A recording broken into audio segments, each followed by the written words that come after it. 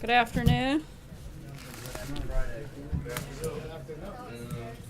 I know you guys are probably very sad since we're not going to get a lot of days like this together over the next couple of weeks since we'll be traveling. But for those of you on the trip, I look forward to seeing you.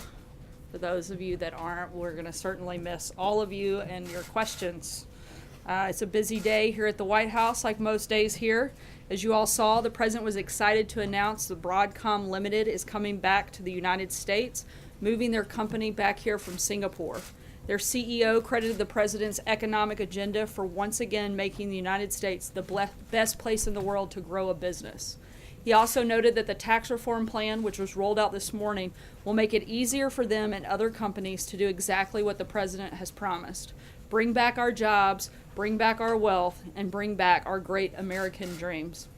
This morning, the president applauded the House Ways and Means Committee for introducing the Tax Cuts and Jobs Act, which is another important step toward providing massive tax relief for the American people.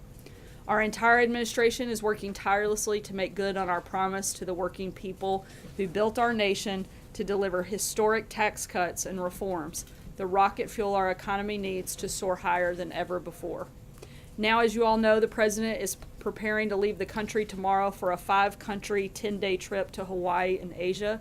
This afternoon, we have with us the president's National Security Advisor, General McMaster, who will preview the trip and take some of your questions. Please keep your questions on topic. If you have other questions, the press team will be around this afternoon and throughout the next 10 days while the rest of us are on the road. Thanks so much, General McMaster.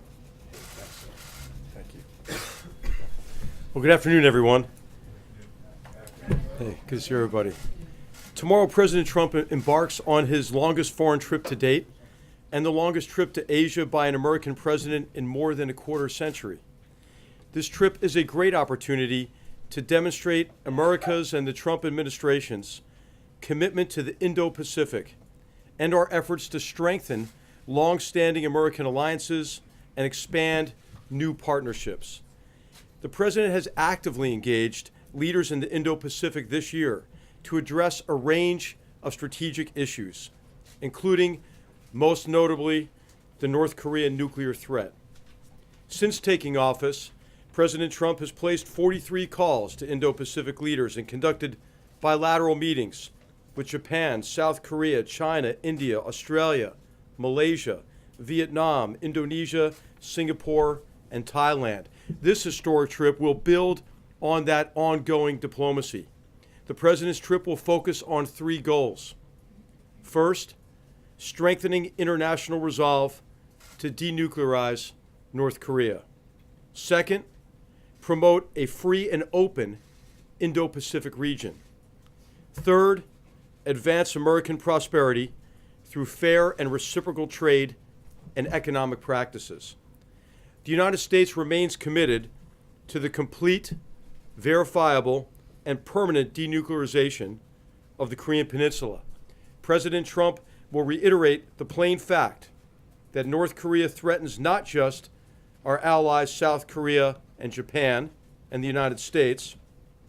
North Korea is a threat to the entire world, so all nations of the world must do more to counter that threat. That is happening. But the president recognizes that we're running out of time and will ask all nations to do more. In particular, the president will continue to call on all responsible nations, especially those with the most influence over North Korea, to isolate the North Korean regime economically and politically, to convince its leaders that the pursuit of nuclear weapons is a dead end and that it is past time to denuclearize. And he will remind friend and foe alike that the United States stands ready to defend itself and our allies using the full range of our capabilities. The president will also use his trip to promote his vision for a free and open Indo-Pacific region. The president will make the case that respect for freedom of navigation and overflight, the rule of law, sovereignty, freedom from coercion, and private enterprise and open markets is the best model to increase prosperity throughout the region and to secure the freedom and independence of all nations. And of course, increasing prosperity of the American people is always one of President Trump's top priorities. Throughout the trip, the president will stress his commitment to free, fair, and reciprocal trade. He looks forward to working with partners across the Indo-Pacific region to ensure that governments do not unfairly subsidize their industries, discriminate against foreign business, or restrict foreign investment. This will help increase trade, reduce unsustainable deficits, and promote prosperity for the American people and the people of the Indo-Pacific region. A final point, and a point that's often overlooked, this trip, like all the president's engagements with foreign leaders, builds on previous accomplishments and on previous diplomatic efforts. One example I'll provide is that in Riyadh in May, President Trump delivered a historic speech to the leaders of more than 50 Muslim-majority nations. The president will interact with many of those same leaders at APEC or ASEAN, both of those conferences. He will reiterate three key U.S. counterterrorism pillars that he unveiled in that speech in Riyadh. First, deny terrorists safe havens and support bases. Second, cut off their funding. And third, discredit their wicked ideology. I think it's time for us to recognize that there's been significant progress on all three fronts. Raqqa and Mosul have been liberated and will soon no longer control territory and populations, as the United States has worked very hard with allies and partners to deny that safe haven and support basis, in this case to ISIS. Second, we should recognize that there's been considerable progress on terrorist financing. As you saw Secretary Mnuchin's visit to the region last week, during which he opened the Terrorist Financing Targeting Center. And then also, you've heard a lot of leaders across the world, and the president foremost among them, discrediting this ideology, this Islamist or Takfirist or Salafi jihadist ideology. And last week, I think it's worth reading Saudi Crown Prince, the Saudi Crown Prince's speech, during which he called for a return to moderate Islam. At the ASEAN 50th birthday party in Manila, the president will discuss how to strengthen partnerships across the Indo-Pacific to further efforts against transnational terrorist organizations.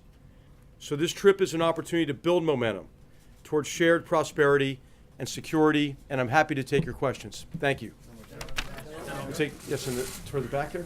General, as you look at the tools in your toolkit for confronting North Korea, how much thought are you giving to putting that country back on the American list of state sponsors of terrorism? Okay, that is an option that's under consideration, and so the president's cabinet is looking at this as part of the overall strategy on North Korea. But a regime who murders someone in a public airport using nerve agent, and a despotic leader who murders his brother in that manner, I mean, that's clearly an act of terrorism that fits in with a range of other actions. So this is something that's under consideration. And you'll hear more about that soon, I think. Yes, in front of the center. Yes. Will the president be using the fire and fury rhetoric in his speech about North Korea when he's that close to the border? Will he be meeting with Putin on the sidelines? And will he be bringing up human rights when he meets with Duterte?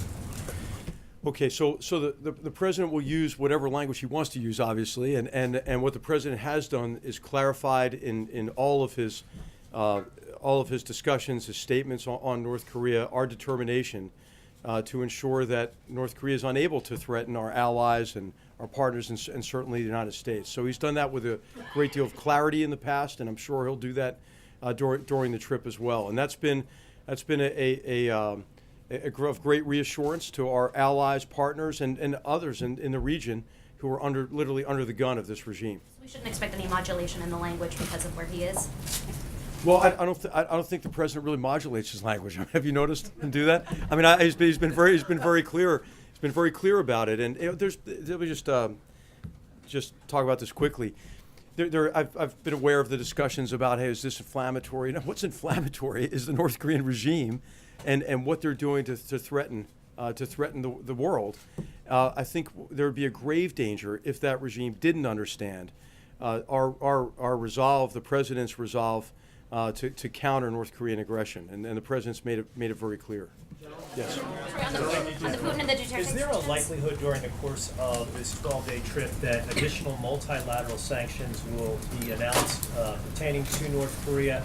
And the second question I have has to do with China. In your view, General, are they doing enough to apply pressure on the North Korean government? So on those questions, what you've seen is a concerted effort to isolate North Korea economically, and that's been combined with a major diplomatic effort that asks all countries to do more. There's tremendous momentum behind that now. We've seen countries across the Indo-Pacific region, but globally, doing more to expel these really, in effect, North Korean slave laborers who are a big source of income for the regime, to shut down a lot of illicit trafficking that was aimed to circumvent UN sanctions, and then also to shut down a lot of the money-making enterprises of this regime, oftentimes run out of their embassies. So you've seen a lot of expulsion of ambassadors, elements of the diplomatic corps, a restriction on this kind of activity, and the president welcomes that and appreciates it, but we'll also be asking others to do even more there. So it is both diplomacy and sanctions working together. China is definitely doing more. But obviously it's not enough until all of us achieve denuclearization. And I think what's really essential to remember about China's approach to this is China recognizes this isn't the United States or anyone else asking China to do us a favor. China recognizes it is clearly in China's interest, in all nations' interests, to denuclearize the peninsula. And that's because of the direct threat from a regime like this with a nuclear weapon. But it's also because of the specter of the breakdown of the non-proliferation regime. And what if others in the region conclude that they have to arm with nuclear weapons? I mean, that's not good for anybody. So I think China will, as it always does, act in its interests. But I think this is an area where our interests are really clearly aligned. General, you mentioned in your opening comments that the world is running out of time to deal with North Korea. If you could expand on that for a moment. And earlier this week, before the Senate, General Mattis was asked about the process by which the president might use nuclear weapons. And he said, well, if we were to detect a potential launch from North Korea, that is a scenario under which the president might act. Do you agree with that assessment? Has that been something that has been discussed here within the Situation Room where options presented to the president? Okay. All right, so on the first, on out of time, we're out of time because approaches in the past have not delivered on halting and then reversing North Korea's very dangerous nuclear and missile programs. And the approach of the past has been that we'll be happy with something what some people call a freeze for freeze or suspension for suspension. And that's the beginning then of a long drawn-out negotiation process or talks during which the North Korean regime has in the past continued to develop its nuclear capability, continued to develop its weapons. Then upon delivery of a weak, not enforceable agreement, the agreed framework, for example, in 94, what that agreement does is it locks in the status quo as the new normal. And then, of course, North Korea then breaks the agreement and continues with the programs.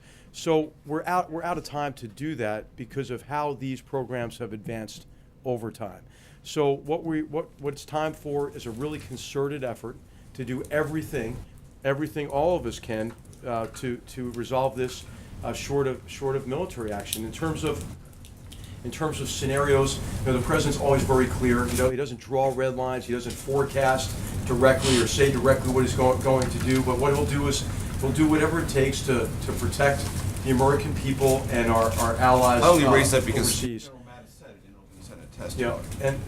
Yeah, and so what is clear is that the United States will respond with all capabilities available to North Korean aggression, and they're appropriate to that scenario. Protecting something that might be happening. Gentleman in the center, in the back. Yes. Thank you, General. There have been stories coming out of North Korea and certainly parts of that part of the world that the North Koreans have targeted the president in different ways and Are you confident about his security, and have you heard any of the rumors about the targeting of him by Pyongyang? Well, you know, whenever the president travels, our team does an assessment and will secure the president. And you know, we have extraordinarily capable forces in the region. And so that's routine for us, is to take all that into consideration. How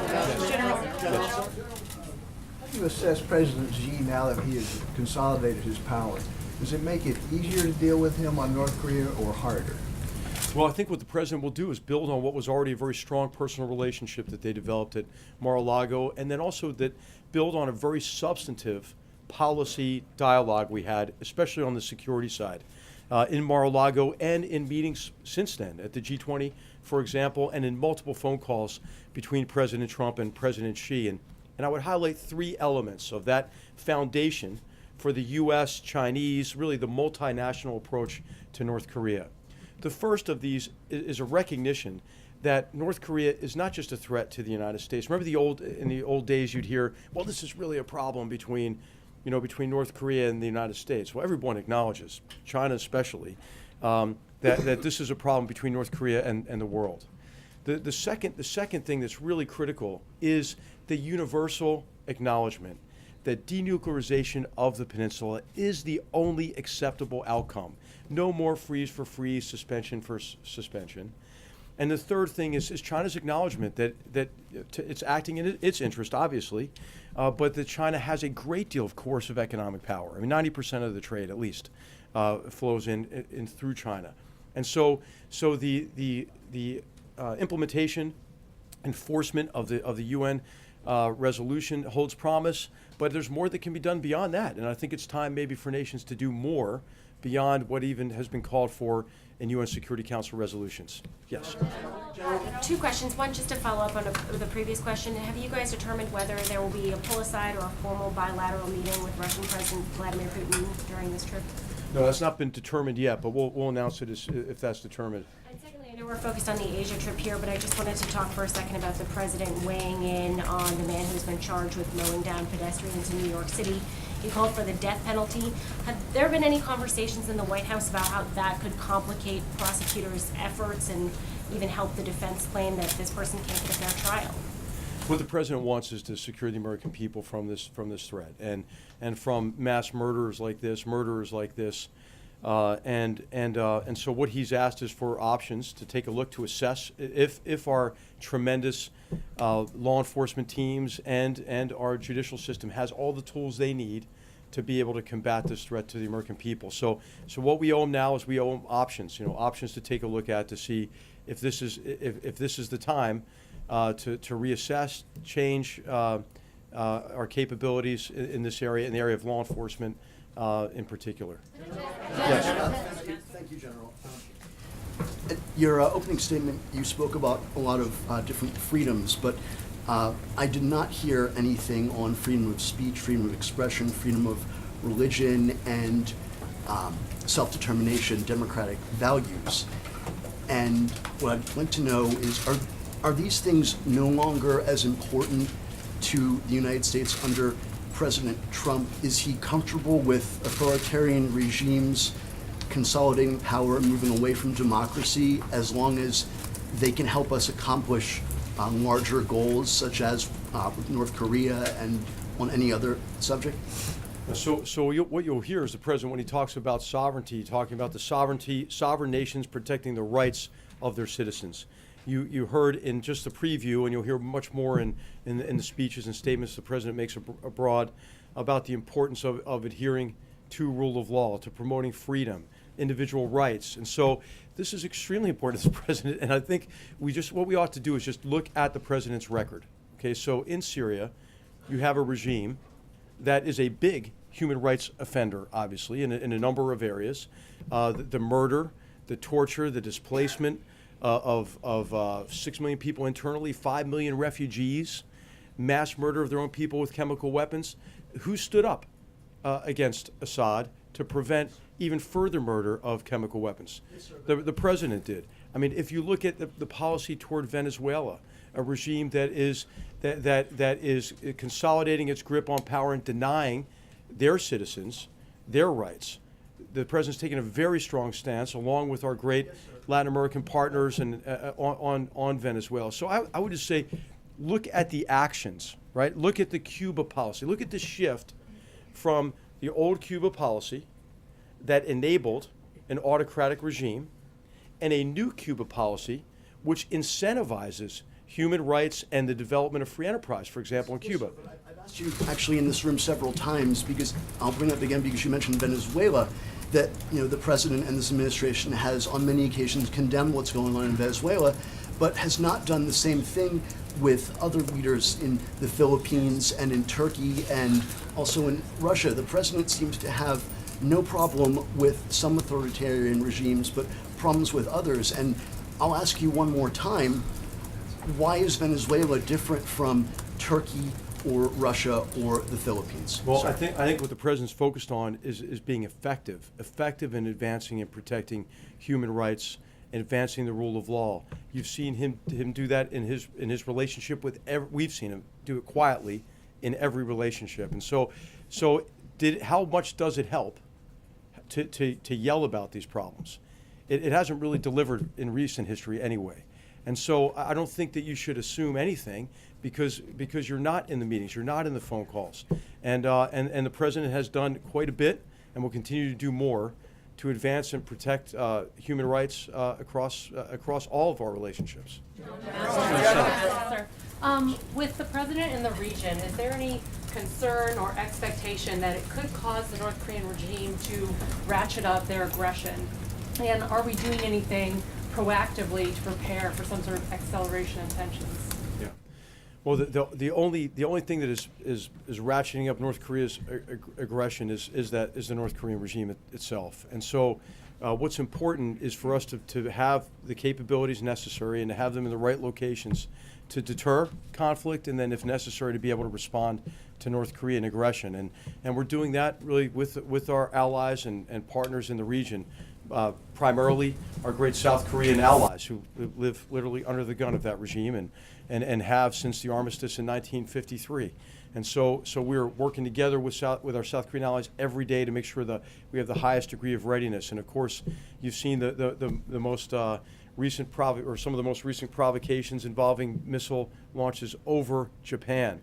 And North Korea poses a great threat to our ally in Japan as well. But as I mentioned, this is a global threat that requires a global response, improving our military readiness, ensuring that we have the right assets, including strategic assets in the region, is immensely important to preventing conflict and then making sure that we're prepared to respond. General, there are some foreign policy experts, some intelligence experts who believe that the only route to a negotiated settlement between the United States and North Korea that would have China's support would be a very strong pledge from the United States not to seek regime change in North Korea, and also to remove U.S. forces from the Korean Peninsula and provide other methods for South Korea's defense. Is that something that this White House would even entertain?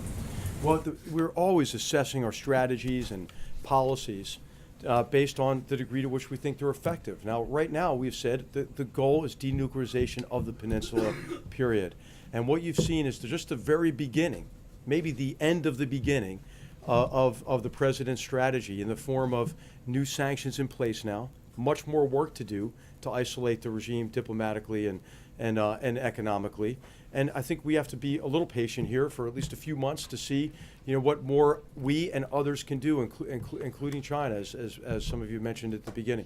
So I don't think we need to reassess our strategy now. I think we have to give it a few months, and then see what adjustments we might need to make. If I can ask you about bilateral trade, you obviously made that a point of this visit. Can you talk about who is going to be leading the U.S. conversations about trade, since we know that Secretary Mnuchin is not going, that we don't have confirmation of whether it's Ivanka or Jared or even the USTR. Can you talk about who's going to be leading those conversations? So certainly our USTR is going to be leading those the discussions on trade. In terms of trade, economic development, economic practices, it'll be our USTR, and then at times will be reinforced by other members of the president's team. But really, it is the president's trip, so the president is actually going to be leading the discussions on trade and on security, and the rest of us are there to support really his engagements and to make the most out of the visits as we can. So thanks everybody. Thanks everybody. Can you stay for a couple others?